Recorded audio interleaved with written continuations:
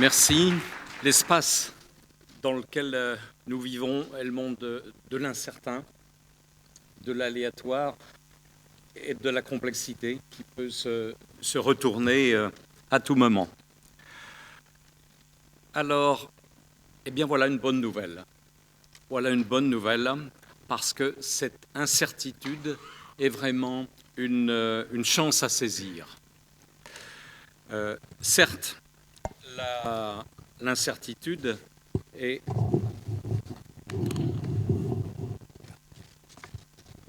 Voilà, merci. Certes, cette incertitude comporte des risques qui peuvent nous amener à la peur, mais en même temps, cette incertitude est un espace dans lequel nous pouvons exercer notre liberté, inventer et construire notre destin. Nous sommes là typiquement dans la dialogique, où dans une situation coexistent en même temps ces deux logiques nécessairement présentes et contradictoires, et dans lesquelles nous devons décider. Si, par facilité, plutôt que d'assumer cette décision dialogique, nous voulons éliminer celle qui, dans l'instant, nous embarrasse le plus, c'est alors que nous tombons dans le simplisme et qui peut nous conduire vraiment très loin dans l'horreur. Donc cette incertitude appelle à chaque instant de notre part la réinvention d'une stratégie pour chercher sans relâche à faire de nos choix un pari gagnant, ou plus précisément à donner du sens à nos actions et à nos décisions. La complexité appelle la stratégie, nous dit Edgar Morin, mais en retour, la stratégie appelle l'intelligence de la complexité. Ce que je voudrais vous dire, c'est que l'action dans cet univers complexe engage notre responsabilité sur deux registres absolument indissociables. Le registre de l'épistémologie et celui de l'éthique. De l'épistémologie, car nous avons à comprendre comment nous pensons. Et celui de l'éthique, parce que nous avons à décider en conscience comment vivre. Alors, nous sommes confrontés à deux difficultés. Sur le versant, première difficulté sur le plan de l'épistémologie, c'est que notre outillage mental classique s'avère tout à fait inadapté pour comprendre et agir en complexité. Sur un plan individuel, depuis notre petite enfance, il y a tout un arsenal de normalité qui a dessiné nos cartes mentales, qui a forgé nos réflexes moraux. Et ce référentiel, il se trouve vraiment tout à fait pris au dépourvu devant les bifurcations de la vie et la complexité des situations. Sur le plan collectif, eh bien, toutes les méthodes préétablies, apprises, les règles et les procédures que nous avons construites peu à peu, avec lesquelles nous vivons, les lois et les codes moraux, tout ce qui a été construit pour un monde supposé stable, dans notre univers complexe, ont vraiment une opérationnalité et une pertinence tout à fait limitées, souvent illusoires, et parfois très dangereuse. Notre responsabilité est donc de repenser dans l'action et pour l'action. C'est là où la chose est difficile, c'est que la chose, comme Edgar l'indiquait à l'instant, c'est dans l'action et ça se présente brutalement et dans le couloir où vous vous trouviez, c'est là où la décision se prend. Donc, décider, dit quelque part Herbert Simon, ce n'est pas choisir, c'est décider c'est mettre en œuvre, décider, c'est mettre en œuvre des processus d'élaboration des décisions. Et en l'occurrence, ce processus face à la complexité se joue dans l'anticipation. Je vais revenir là-dessus.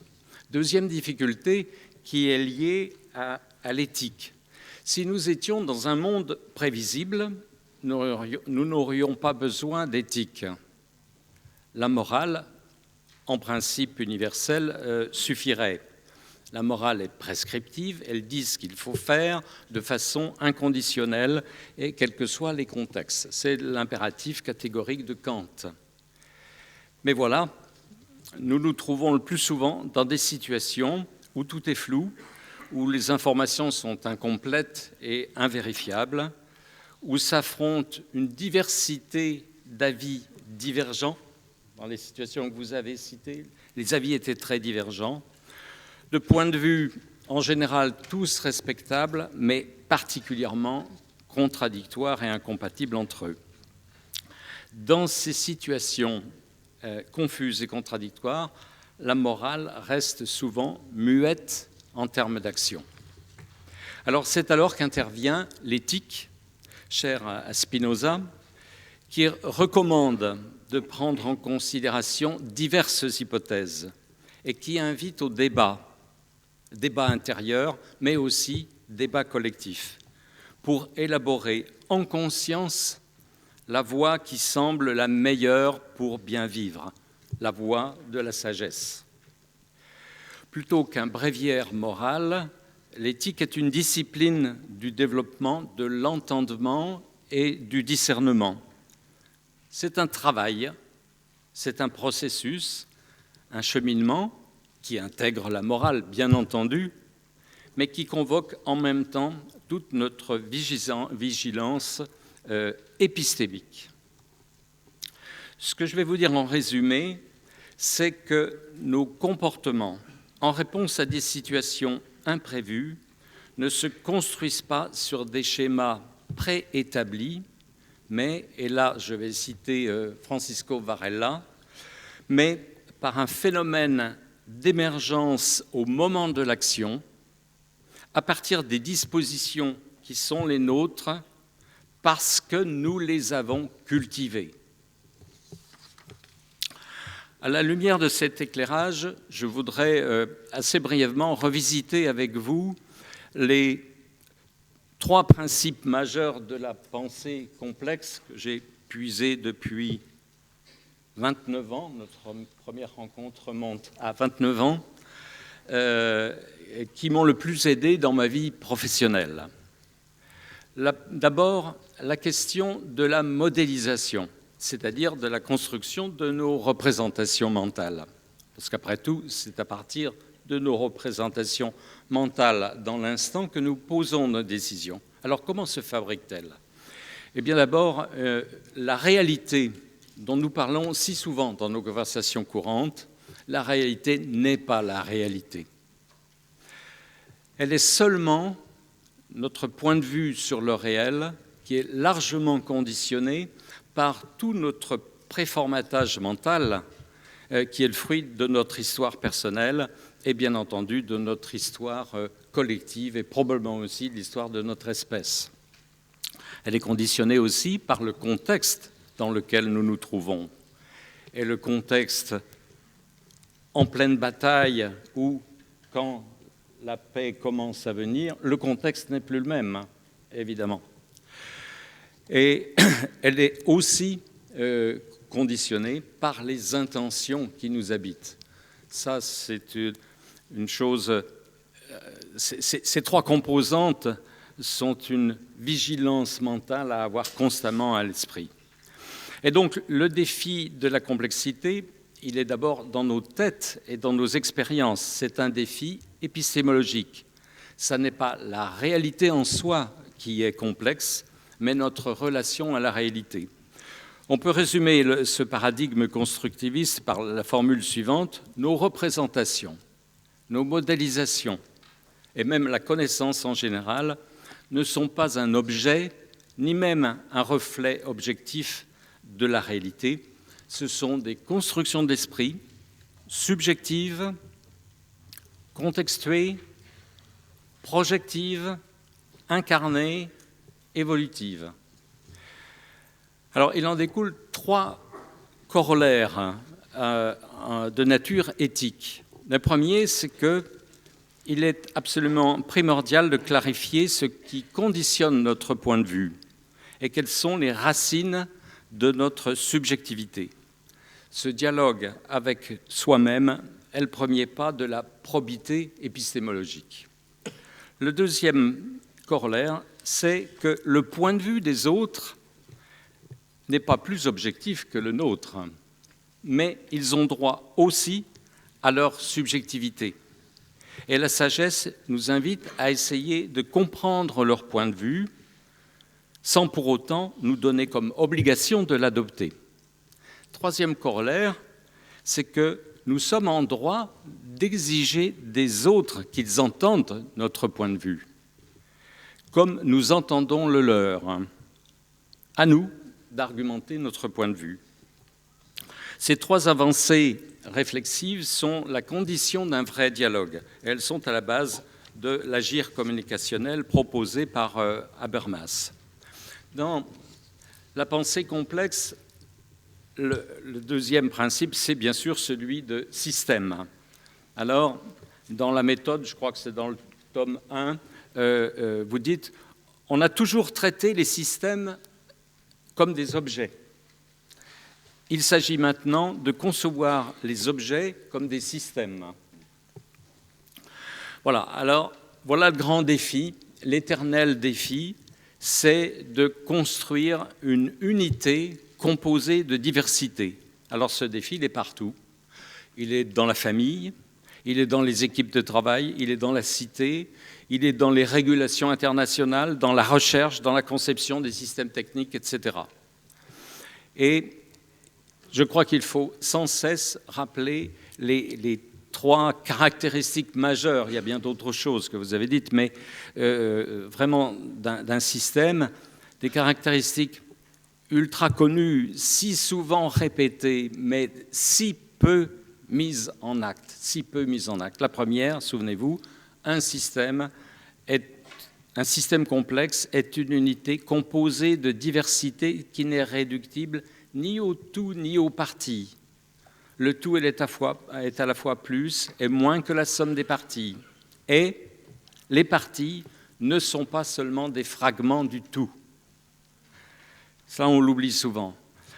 Par exemple, la difficulté d'unir dans la diversité est illustrée de façon assez éclatante par la très laborieuse construction de l'Union européenne, dont c'est pourtant la devise, au passage. Et je note que, probablement, dans cette construction, on a oublié ce que vous dites quand vous dites « les parties ne sont pas seulement des fragments du tout ». Autrement dit, on a trop tendance à dire « les nations doivent devenir un fragment d'un tout ». Donc, on sombre dans la tentation du holisme. Mais vous ajoutez « mais le tout n'est pas tout ». Voilà. Alors, cette phrase-là m'a étonné la première fois que je l'ai lue, je l'ai relue, mais c'est excessivement important. Ça veut dire que par les interactions entre les parties, le tout peut devenir un autre tout par le processus d'émergence. Ce fameux processus d'émergence, comme l'eau émerge d'une liaison systémique entre l'hydrogène et l'oxygène. Et enfin, je ne m'attarderai pas dessus, mais il y aurait beaucoup à dire, je l'ai énormément utilisé, un système est en évolution permanente et c'est là où vous avancez l'idée d'auto-éco-réorganisation. Un aspect important aussi à retenir de cette notion de système, c'est qu'il s'agit moins d'une façon de décrire un objet que d'un outil mental pour concevoir un projet. Et ce qui caractérise un système, avant tout, c'est sa finalité. Et la finalité, c'est ce qui relie les parties, à condition que les parties en fassent leur finalité. C'est le principe de l'hologramme. Et la vigilance éthique occupe une position primordiale dans ce processus de conception en posant la question de la finalité du système. 2 minutes. Parfait. À ce titre, la modélisation systémique qui a été élaborée par Jean-Louis Lemoigne et que je qualifie pour moi volontiers de systémique de 3e génération constitue un apport extrêmement précieux. Jean-Louis le présente justement comme un outil pour concevoir, un outil qui permet d'exercer une vigilance épistémique et éthique. Ce questionnement sur les finalités prend une importance fondamentale dans les phénomènes d'émergence. En effet, tout ce qui est possible n'est pas forcément souhaitable.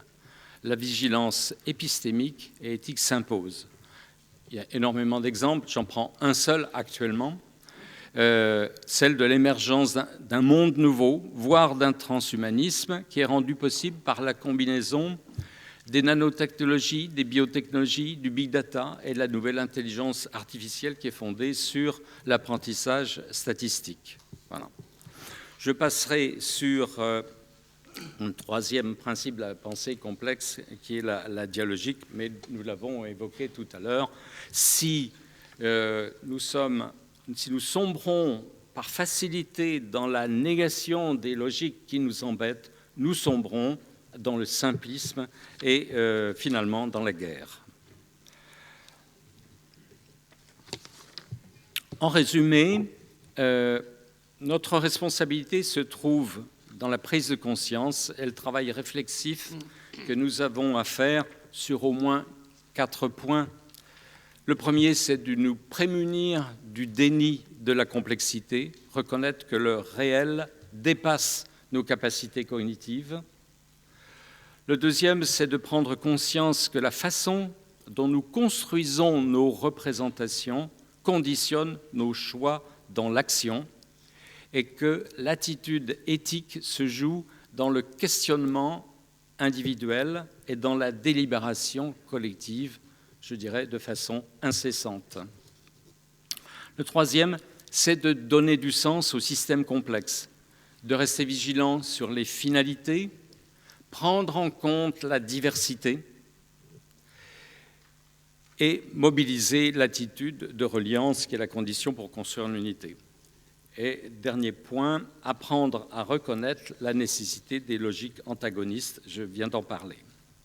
Voilà. Mais notre responsabilité principale est finalement de mettre en place des processus d'anticipation constitués de réflexivité, de questionnement, de relecture de nos expériences.